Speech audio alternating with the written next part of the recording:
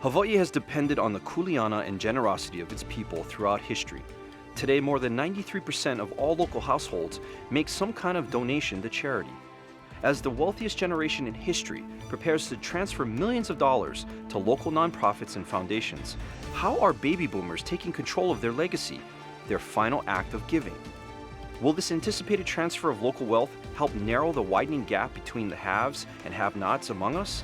This live broadcast of Insights on PBS Hawaii starts now.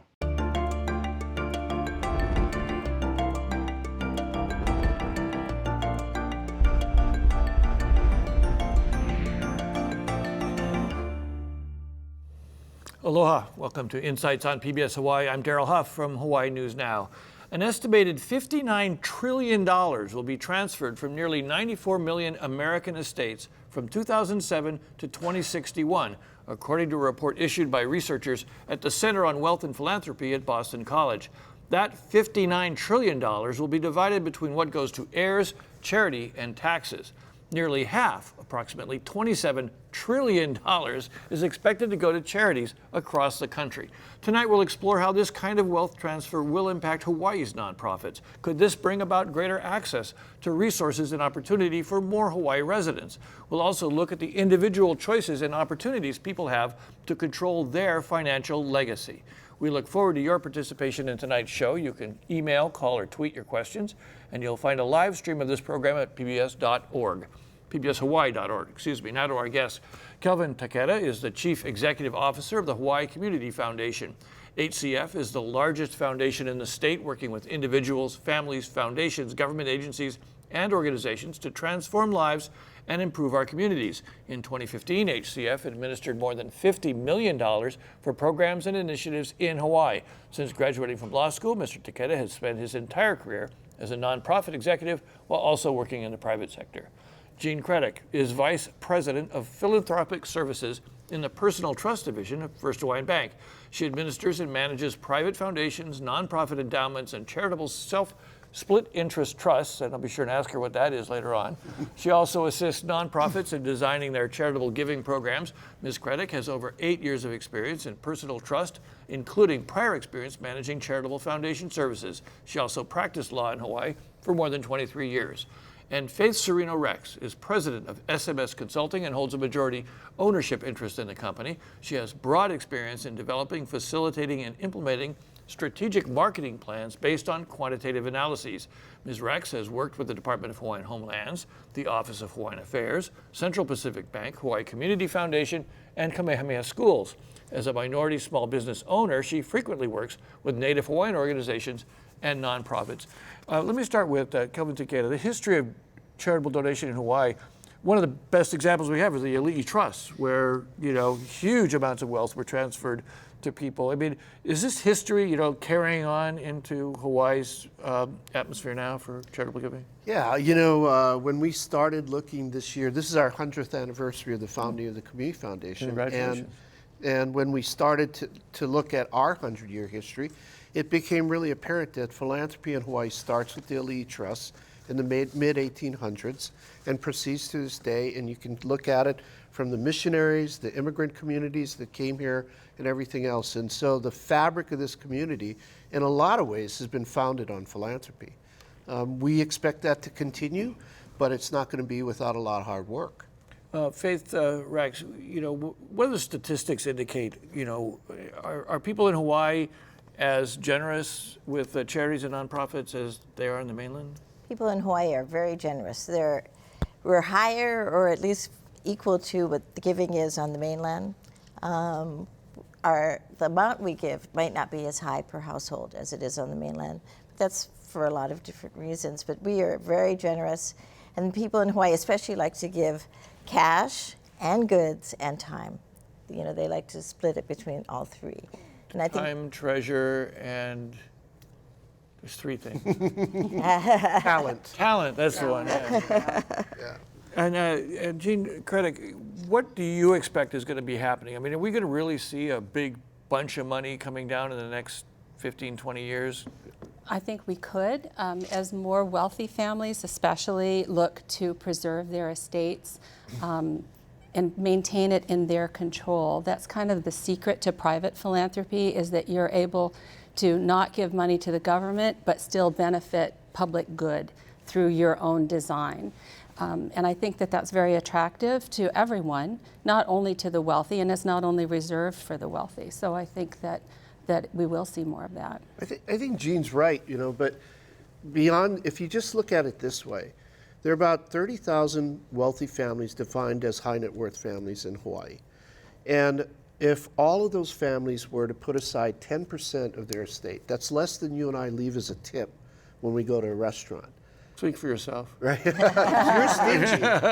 You But if leave you- 10% of your Right. estate But if as a you- tip? If you were to leave 10% of your estate to the community in the form of a gift to your church or to a charity, it would represent over $6 billion that would go into this community as a result of that act. Faith, I mean, how close are people to doing that now? So far, about 21% of the population has developed some kind of legacy giving, included it within their will or something. Linda might have a better view, but I'm not sure whether it's 10% of their whole estate. Yeah. But people are starting the process. So 21% is lower than the national average. The national average is about 32%, or about a third of those households have dedicated a portion of their estate to charity. A third of all households? Yeah. Wow, that's a lot of people. That is a lot of people, but they can also do it just with a specific dollar amount as a specific bequest, or they can, go all the way to their entire estate if they want to.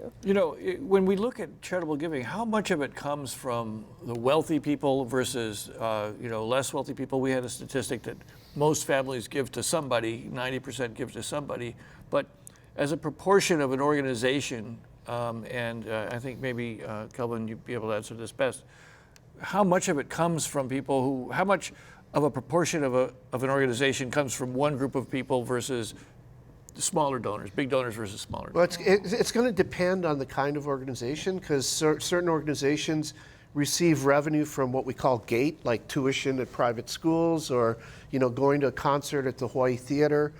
So it's going to vary. What's interesting in Hawaii is that, and Faith has done this with the studies, is that when you look at household giving in Hawaii, the poorer families give a bigger proportion of their income to charity.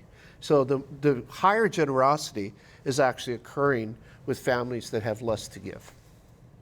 Jean Craddock from First Hawaiian Bank. So do you see that phenomenon reflected in your practice? I do. I have some relatively small accounts that represent the entire estate of a person who wasn't extraordinarily wealthy, but who was very particular about the type of philanthropy that she wanted dedicated for perpetuity.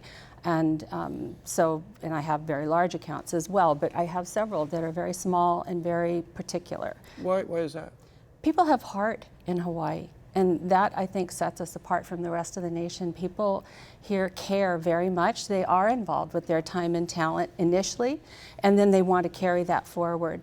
So often you'll see someone who is just making very small donations annually to a nonprofit, and the nonprofit, of course, then has to decide, do I cultivate that person or not? How much energy do I put into that? But what I like to tell them is they're sending you a signal that they're nervous about their own finances now, but they could very well leave you their entire estate. They might be childless. They might have children who are completely self-sufficient and don't need their money, and they have heart for you. Faith Rex from SMS, do you see that, statistically, that the lower incomes tend to give more than the higher incomes? And do you think that's a function of the way Hawaii's economy is, or do you think it's more about the way our community is? I think it's more the way our community is. They don't give more. I mean, the wealthier households will give more In terms of dollars, but as a percent of household income, they give quite a bit. Yeah. And for the most part, that's just cash donations we're talking about. On top of that, they give, foods at bake sales and their time, volunteer time. This past study that we did actually went up significantly.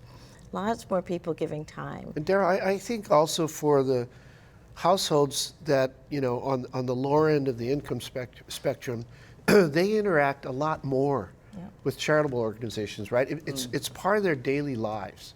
It's where their kids are going to daycare, or whatever kinds of programs that are available for them. So they have a profound aloha for what charitable organizations do. And I think that's what motivates them to give more by a percentage of their household income than the wealthier families do. Let me ask this question. That brings up the issue of faith-based organizations and how they do in the charitable giving. I'm wondering could that be a function of people who've gone to a certain church most of their life and now they finally have assets to dispose of at the end of their life? Do churches especially do well in that area? My accounts particularly are not simply outright bequests, and so I can't answer that. I'll give that to Kelvin and Faith. My accounts are perpetual accounts, and surprisingly, it isn't religion that benefits in my particular set of accounts. It is health and human services. Well, let me ask on that point, and let me keep the question to you, Jean Craddock from First Hawaiian Bank. So you have a lot of clients that give to nonprofits who are specifically hoping for a social good to come from it. But do they have high expectations of what's going to happen to their money? Are they very concerned about how that money is handled? Oh, definitely, definitely. They want it to last forever, so they want to know that it's securely invested, wisely invested, closely managed. And we do that at the bank. We have a trust investment committee that vets everything constantly, and so we keep an eye on it. And we believe strongly in diversification of assets to help maintain value during difficult periods. So Faith Rex, on that question, she referred to you for the statistics. Give me a sense of how does the religious giving compare to, say, the nonprofits that she's talking about? One thing religious giving has done really well is they get givers into a habit. Every Sunday they give to the plate, or every once a month. So it's that ongoing giving that churches have done better than anybody else. And so It's still the highest part. In our studies, it's still been the highest. the highest share of the total monetary contributions go to on an annual faith-based, giving basis. organizations. So, but compared to, say, in the big charitable giving picture, how do they compare to, say, the nonprofit sector?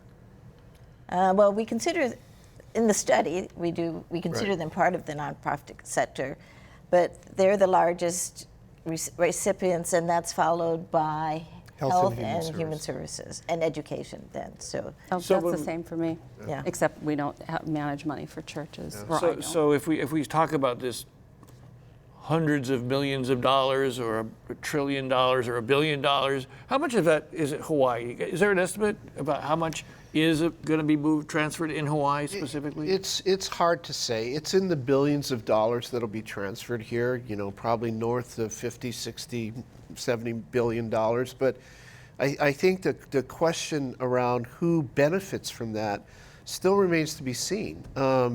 It's a function of tax policy. Clearly, the current state of tax policy encourages people, both while they're living and in their estate plans, to consider charitable bequests or charitable donations to be a part of that. I think that's a great thing. If those policies were to change, we'd see an impact to that. Give me an example of how it might change. I mean, we've got a new president coming in, somewhat of a mixed and unclear record about his attitude. He clearly wants to give his kids Right. a lot of his wealth. Well, I know that one of the proposals on the table in the tax simplification idea was to eliminate deductions, including the charitable deduction. Another part was potentially to eliminate the estate tax. Both of those things would have a big impact. We know from studies that 50% of the high net worth households, because they have a lot of tax implications, right? Because they pay a lot more taxes. They said that 50% of those households said that if tax policy changed and created less incentive for charitable giving, it would cause them to give less. So, there's that motivation. The other part of it, though, Daryl, is nonprofits I think are doing an increasingly better job of making their case publicly to people in the community that any giving is going to be helpful, right?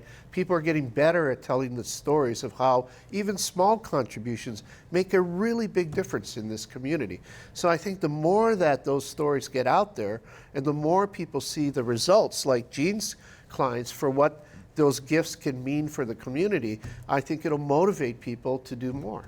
Gene Credit from First West Bank. So let me ask, so give me an example of how a family would approach, making this set of decisions when you talk about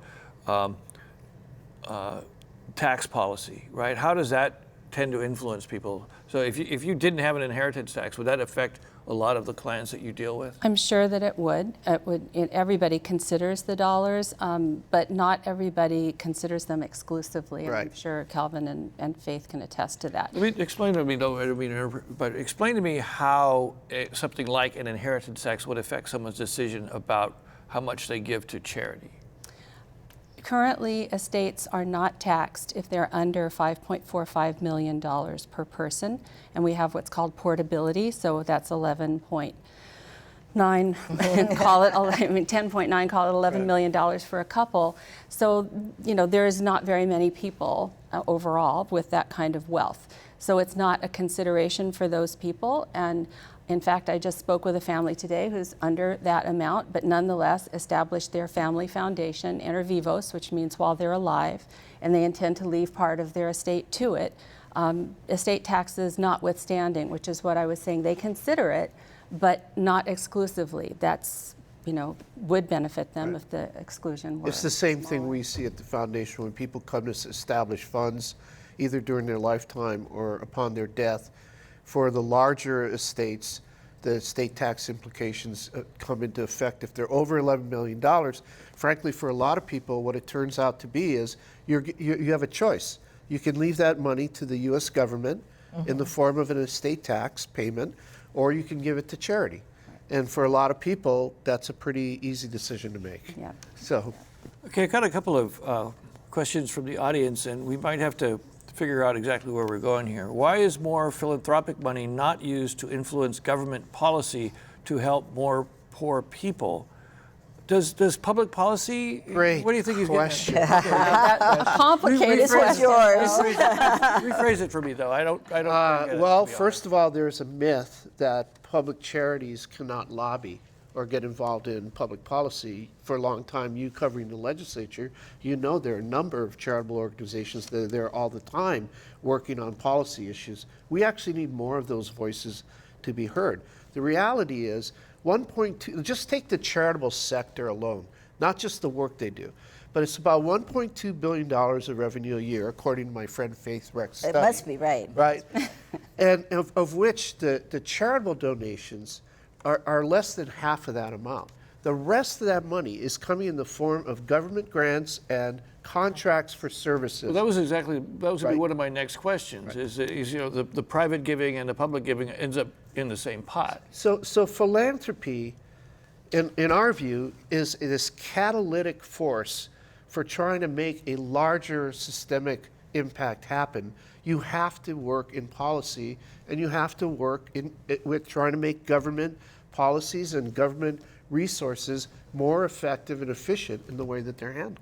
Absolutely, and to do that, you need multiple voices. Yep. HCF is a critical player in that field, and joined by other private family foundations, then that creates a pool of people instead of, it's just like a legislator sitting there, was there one person caring, or is there a stack of mail for me? Then I'm going to pay attention.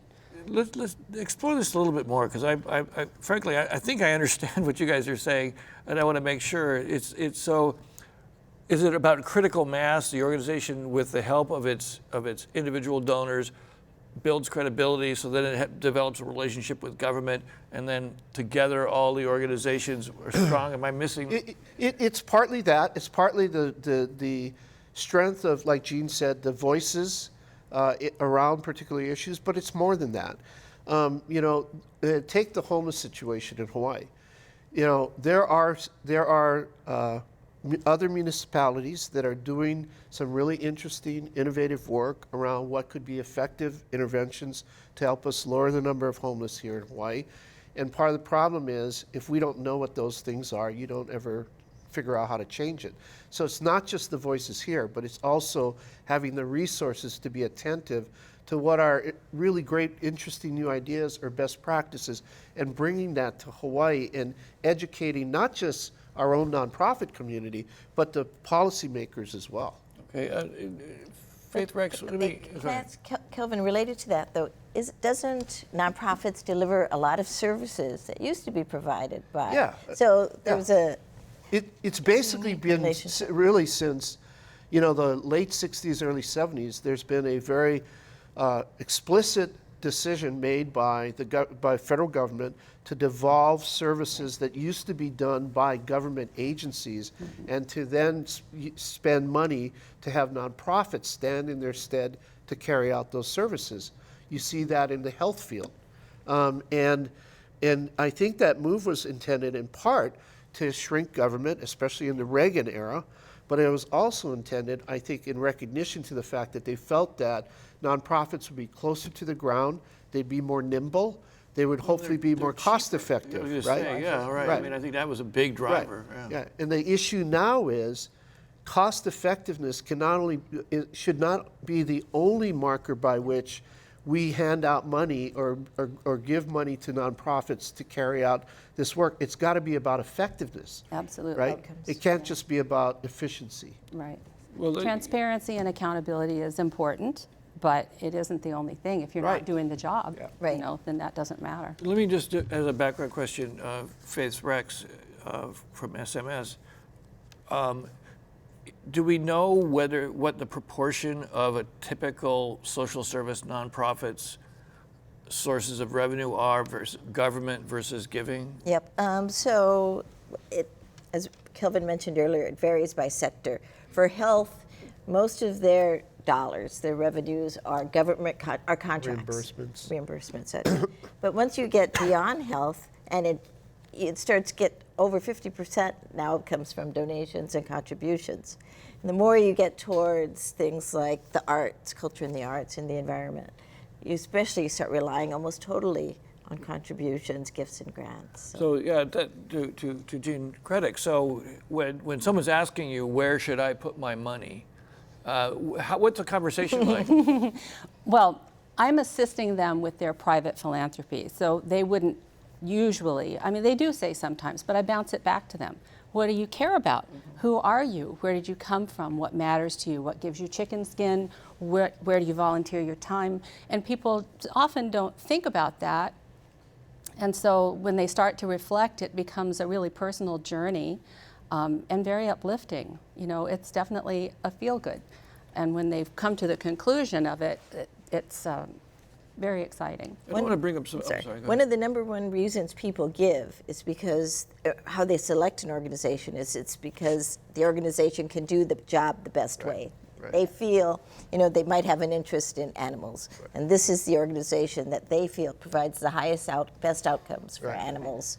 And that's just the highest reason to give. Absolutely. They're probably their own involvement, so they've Yep, seen it. that too. And, it's difficult to know if you're at a distance, who's being most efficient, and that can be a little tricky. The Calvin Takeda from Hawaii Community Foundation, you would know this. Is there a tendency based on that people want to give to credible organizations? A lot of times credibility means size or it means high profile.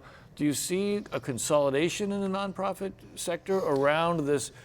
I won't call it marketing, but people are having these expectations. It's hard to do that if you're a little group. Yeah, I think definitely that size can influence the level of public awareness that's out there, that size can influence a nonprofit's ability to dedicate resources to stewarding donors or people who are supporters.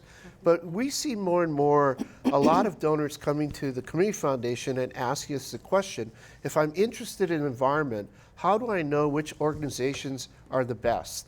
So for the last 3 years, we've been running a program called Flex, which has been giving general operating support to high-performing organizations. And we're finding more and more donors who are joining in because of this sort of framework we have about what it means to be a high-performing organization. What are the characteristics? Because people are looking the same way you do with your private investments, and you want to have a certain level of return.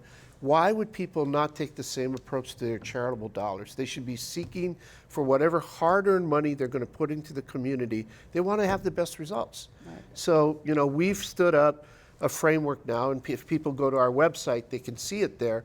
But it's a way of thinking about how you make those kinds of choices. Yeah.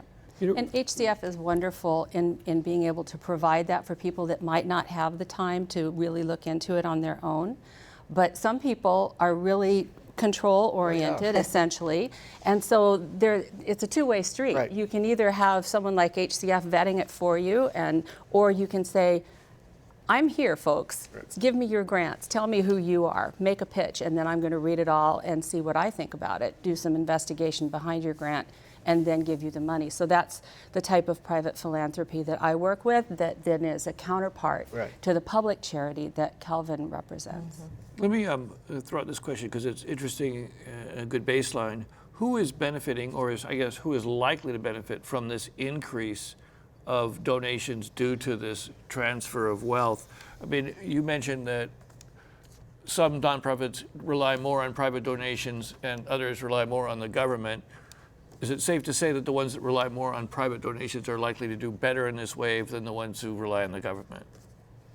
Why don't you, Faith, come on, Faith. Go ahead.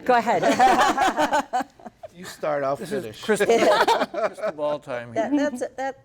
Well, it's hard to say. People believe, as Linda mentioned, Jean, It's okay. will give to something they feel good about. So that'll probably spread it out a lot more than we would think. People tend to give on something that they've been involved with. You know, they were treated at this hospital, or they Something had that's special touched care. them. Yep, something has touched them. Right. Their children, Especially. colleges, schools, those types of things. So I think it'll be varied. And one thing we do find is that as people move through their life stages, what they give to changes. You know, not surprisingly, parents with children and gives to education. I'm And giving then- education. Yeah, and after a point, we give to senior care and environment, and millennials will give to environment and the arts, and so. So we're talking about baby boomers transferring their wealth. So these are people who are reaching natural end of life. Yeah, but I think this Faith's been doing this work for the Community Foundation for many years, and like one thing we've noticed is that even though it's still a very small percentage of households that give to the environment, it's the fastest growing part of giving in Hawaii, household giving. So you look at the issues of the day. I think you're going to see more donors that are interested in leaving a bequest to helping to preserve the environment, because it's becoming a much more compelling idea. Education is always a big one, both because of people's own affiliation with wherever they went to school, but also because of the idea that education is the great equalizer in our society. I have an interesting question here, and I've been looking at this and pondering this for a little while since it came in and trying to think, but I think that you've given me a way of framing this question. It says, people don't want to give because the government wastes so much of taxpayers' money. And I wonder if that's a question about, what we were talking about earlier, that so much of what should be or could be a government service is now being done by these nonprofits under a granting system that really makes them very close to being government operations. This, is that changing a lot as the government lays data requirements on nonprofits and basically forces them so that people won't give to, say, a homeless shelter or, someone like that, because that's government's job? I'm sure there's some of that. I don't believe that nonprofits, I don't think that the same challenges that affect a government agency affect nonprofits in the same way. So, and in fact, I think nonprofits are held to a pretty stringent standard in terms of their government contracts, probably even more so than they should be, around spending. So, I would say to that person, I'd love to have a conversation, convince you that giving to nonprofits is not a waste of your money. In line with that same thought. Interesting, Philip in Waikiki. When a person usually rich gives, then there's usually a tax benefit, which is a cost to government. Government must make up this loss of revenue, usually by taxing poor people. These poor people do not get recognition. You know, there seems, I'm getting this sense out there that this people are kind of upset about the structure of things. You get that from people you work with? No, I don't. But I can understand his point that, you know, where somebody else is, where a poorer person is funding something and their name isn't on the building, but they contributed the dollars to it. It's an opposite equity shift. Yes, yes. So I sympathize with that. But like Kelvin said, that doesn't necessarily mean that the nonprofits aren't doing good work. They're stepping in to do public good, or else they wouldn't be allowed to be exempt organizations. So that's the whole structure of it, is government was doing this, government isn't doing it anymore, you're going to pick up that slack, so we'll give you that benefit of not having to pay us taxes. And the charitable benefits, the tax benefits to charitable giving, both during your lifetime and, you know, upon your death, are not so significant as to be a tax avoidance strategy. You know, it doesn't rise to that level. Oh, it doesn't? I mean, I think people would be surprised to hear that. Well, especially during your lifetime, certainly not. I mean, certainly upon your death, yeah, because you would not be paying estate tax if you gave it all to a charity. But that's only above the $11 million you were talking about. But it's only necessary above that. And the vast majority of the money, you know, that's talked about in these trillions and trillions of wealth, as much as we all look at a Bill Gates or Mark Zuckerberg, the vast majority of that number that the Boston College study talks about is under the 11 million mark. Yep. So the sentiment that Jean talked about in her clients, where, you know, they could have given it all to their family, but they're choosing not to do it, is a much more profound and common experience than you could ever imagine. Let's move on to sort of a section about talk about, you know, how, you know, we do this, how people should do this. You know, there's a question here: have the proliferation of a variety of smaller charities helped or hurt larger charitable organizations? You know, the sort of competition out there. But how should people make this decision? About where to give? About where to give. And, you know, yes, give to Hawaii Community Foundation, I know, because you're vetting them and you're making sure. But I mean, a lot of people would like to be more hands-on and get to know these organizations. I think, you know, I mean, I still send them to our website to look at the framework of what we think is a high-performing organizations. They don't need to give the money through us. That's a freebie. I think we actually have a graphic that can direct people to your website. Right. Yeah. So it's www.hawaiicommunityfoundation.org. They can find that, as well as information about how to make a legacy gift, a gift at the end of their lives. And we started a campaign that's got now 109 nonprofit organizations that are partnering with us to try to increase the amount of legacy giving to charities. But like Jean says, it starts with your passion. Yep. What do you care about the most? And once you understand what that is, then you can begin to think about, you know, how do you figure out what's a good organization? And there's lots. The good news is, you know, this internet age has created a lot of transparency about organizations. You can look at their tax records, you can go to their websites, you can find out a lot of information. So you can be an educated consumer about how to give your money away in this day and age pretty easily. Are there, though, a lot of, the question that comes in, how damaging have news reports about illegitimate nonprofits been to charities? I think that's a question that goes to, you know, that's the only time we do a story in the news is when something bad happens. But I mean, are there a lot of bad operators in this sector to look out for? Well, that's why we have the Attorney General in Hawaii, particularly. That's their job. Hugh Jones does a great job overseeing the Charities Division. ag.hawaii.gov/tax.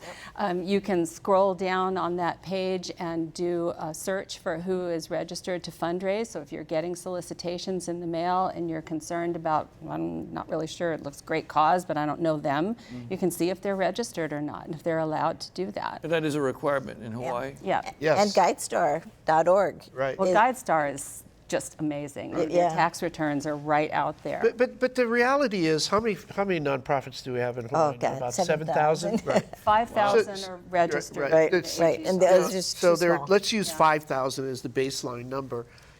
So every year there may be one or two reports about a nonprofit that misused funds on some basis. That's a pretty small number. Yeah. And so in my view, yes, you have to guard against it, but it is by far not the common experience that these organizations misuse money. Okay, let me go to questions. We're getting some questions about the practical process, right? A great question from somebody. Are there many families who forgo leaving to their children and instead give to nonprofits, I guess, or charities? Yes. Yes. Yeah. I mean, we just saw the Zuckerbergs made another big commitment to give away their money. The Gates gave away a lot of their money. Warren Buffett gave away. Are you seeing people that don't have quite that much? I mean, No, everybody I know has that much. if Warren Buffett gives away 99% of his money, he's still got billions of dollars left. Right. Right. But do you see that on the level of a family that's, say, got a few $1 million? Definitely. They often they have raised successful children and they know it. And so the children don't need that money. It's a family value to have everybody be self-sustaining. And so then the parents with their additional wealth will help society with it.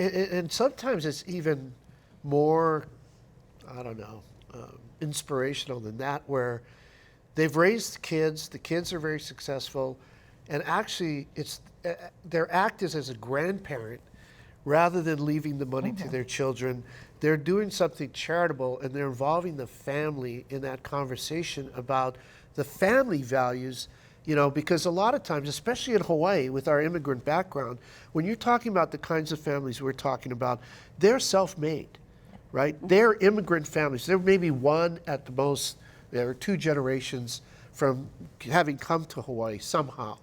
And so they look back on their experience, and out of that gratitude, they've decided to give part of their estate back to the community, and they involve their family in that conversation. So it becomes as big a part of, in a sense, what they endow or imbue their family with as giving them money, outright. I am curious, though, Faith Rex, how often does that happen? I mean, what proportion of families just pass it all down to their heirs, and what proportion actually give a chunk to charity?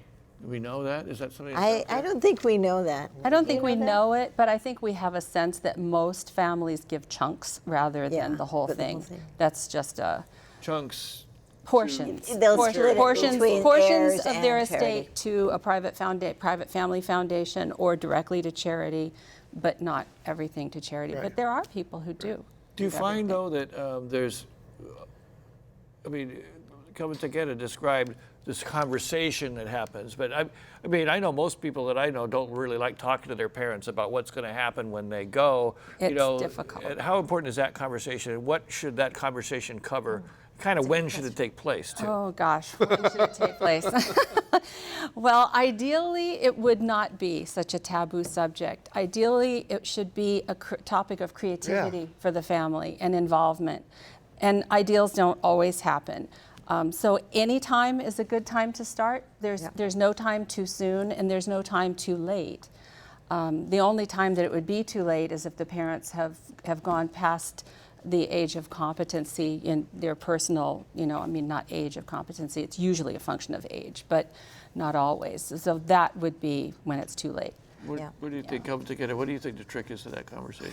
It's such a deeply personal thing. It's hard to say, but I'm with Jean. I think most of the people we see that leave money, for example, to the Hawaii Community Foundation in the form of funds that they want us to steward and distribute like Jean does for First Hawaiian, they're not leaving us everything. They're leaving us a part of something, right? And that's why in this legacy campaign, the idea is if everybody were to leave 10%, we're not asking you to leave everything to charity, but leave a part to it.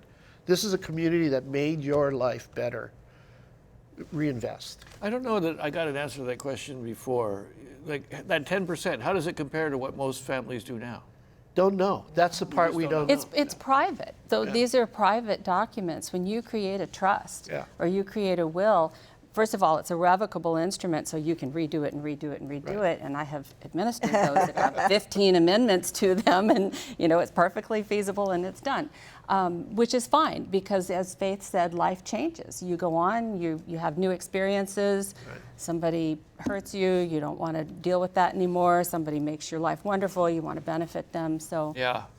You get a dog. A couple months. Dogs change everything. There's one that we're seeing an increase in Pet interest trusts. has been pet trusts, and the Humane Society is going to be a beneficiary of some of that. But one kind of disturbing trend that we saw in the latest giving study was that more money going to the mainland. That in fact people in Hawaii gave more, but a bigger chunk, since we're talking in chunks, actually went to the mainland and stayed. Where in the mainland does it go? Oh, we don't know. It just goes out. We guessed maybe to education, your colleges, but also now.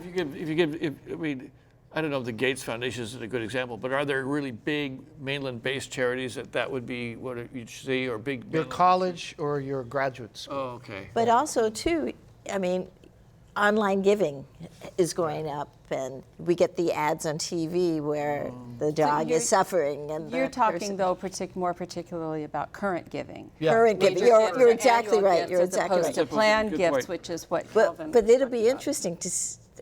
It'll be a concern to see. Because they're going to be going after that money. The online. Everybody is gonna going be after that money. I don't think yeah. the phenomenon of what we saw with the amount of money in the last giving study that was going to mainland charities was because of online.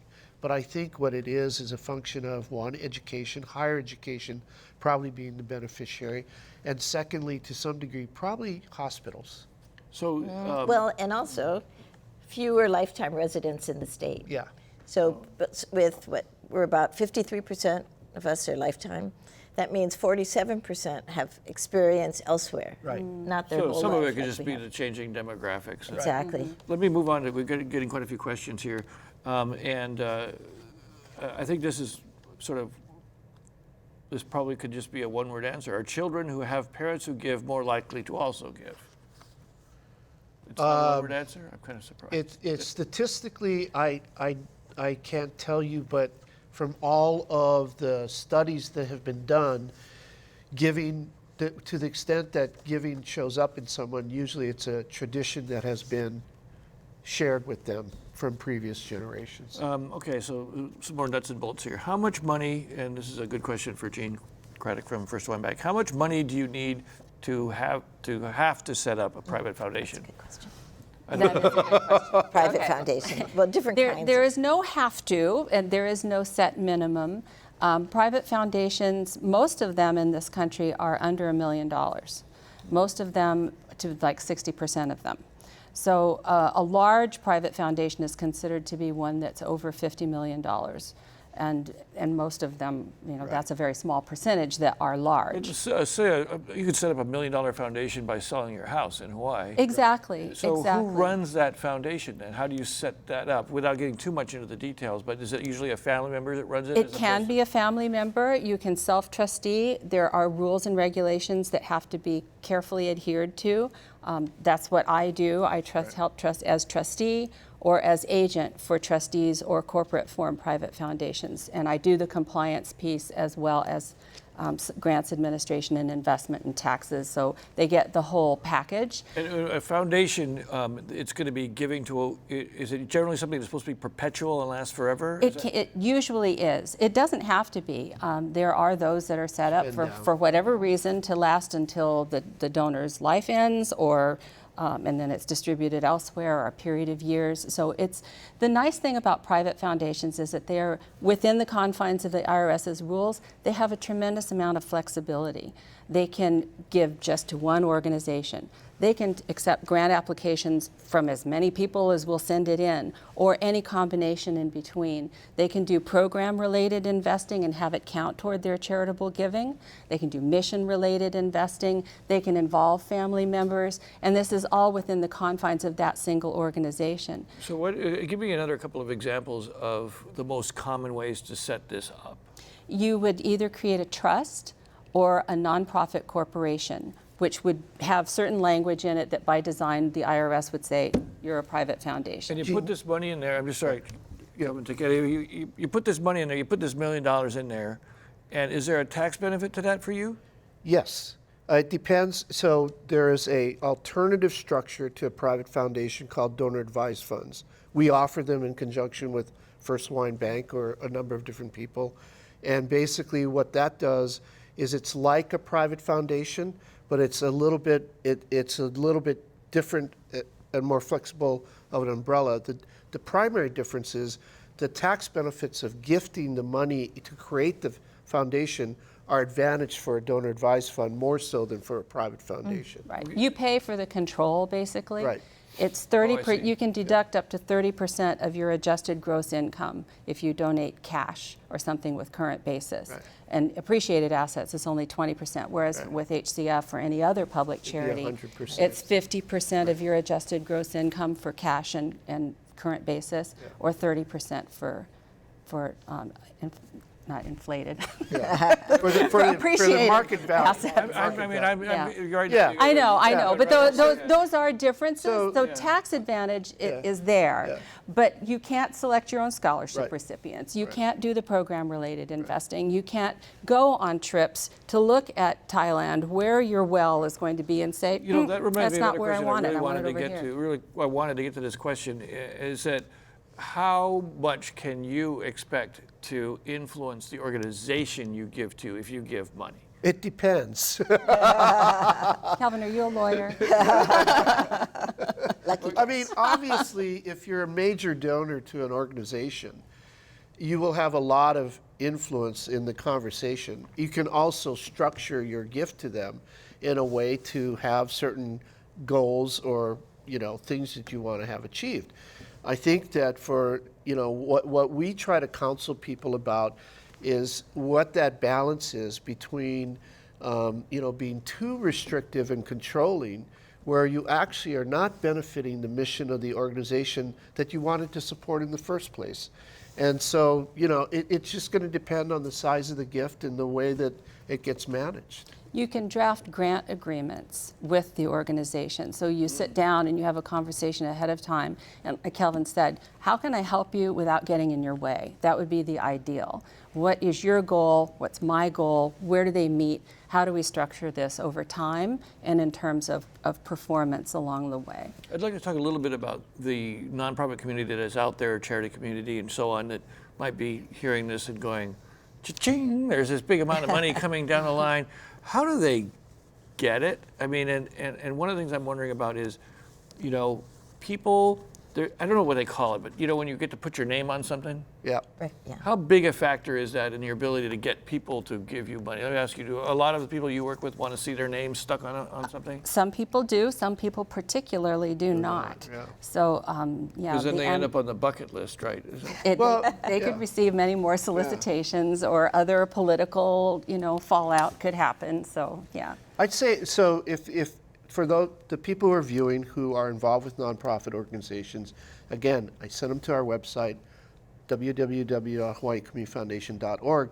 We are in the middle of a legacy campaign with 109 nonprofit partners.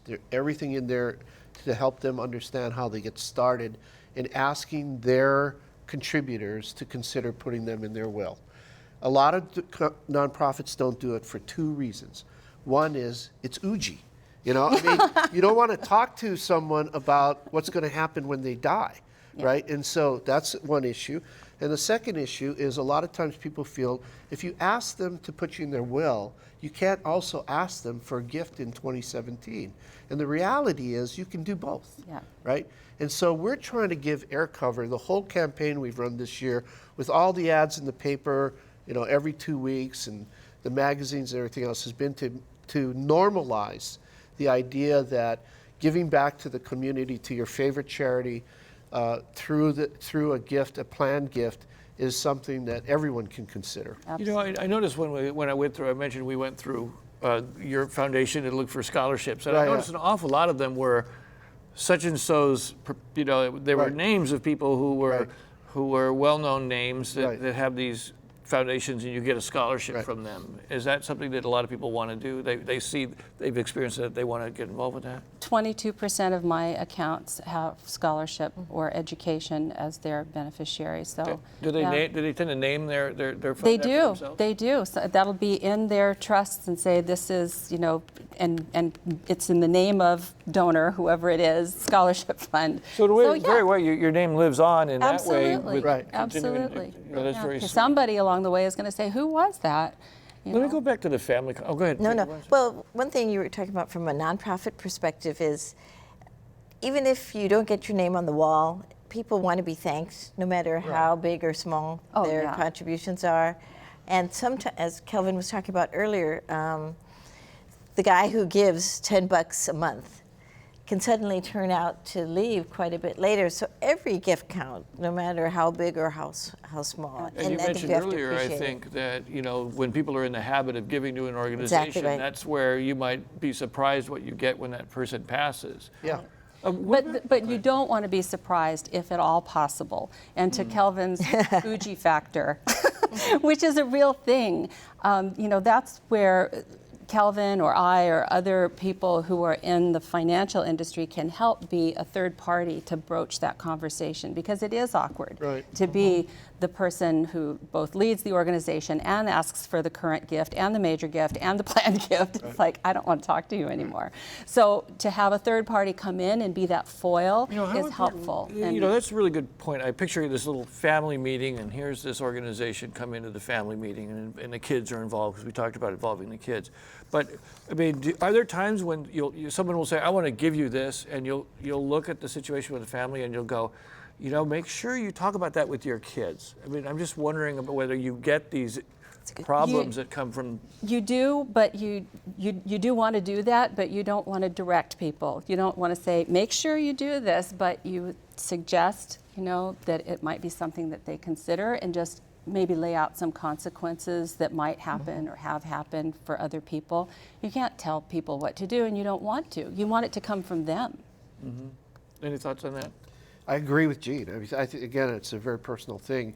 To the extent that people have family, we encourage them to have a conversation with their family about what their estate plans are. No matter how large or small the charitable component is, the more people understand and the more transparent it is, there are no surprises when those things happen. That thumbnail amount of 10%, I think most people would think that's whether the question came in, how much do you need to start doing all this planning and stuff? And we talked about, this family trust, but short of a family trust, how do you decide how much to give? Well, that takes wealth planning, whether you're at high levels of wealth or lower levels of wealth. Whatever assets you have require some examination and some common sense application. What do you need now? What are you going to need for retirement? What do your kids need?